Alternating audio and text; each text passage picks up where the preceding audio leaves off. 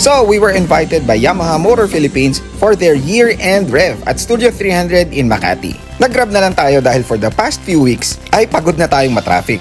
Ang theme ay 80s fashion, kaya... Alright, so ito na tayo. Sinanggalan natin ang ating dignidad.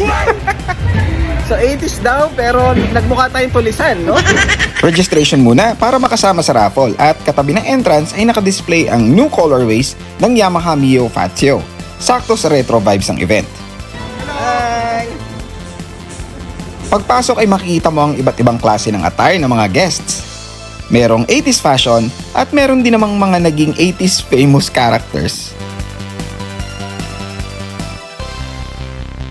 Pagkatapos ng kainan ay nagsimula na ang bowling tournament.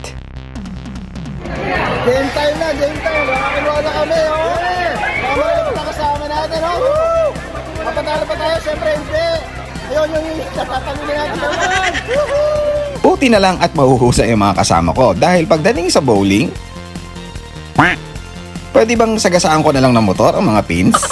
Nakabawi naman tayo ng kaunti sa dulo, kaya't nag-third place pa ang team namin. May mga nabigyan ng recognition na media at content creators. At syempre, may mga nanalo ng raffle. Sayang, hindi ko nakuhanan. Nanalo tayong JBL speaker. Woo! Pagkatapos ng program proper, syempre, rak-raka na.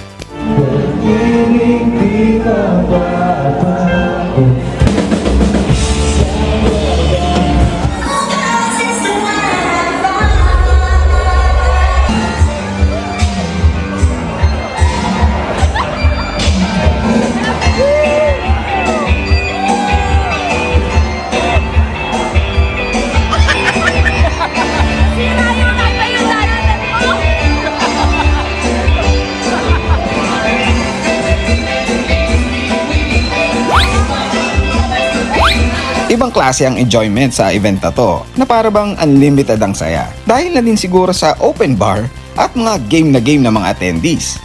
Thank you again Yamaha Motor Philippines for inviting mo tour. It's still proven that only Yamaha revs your heart.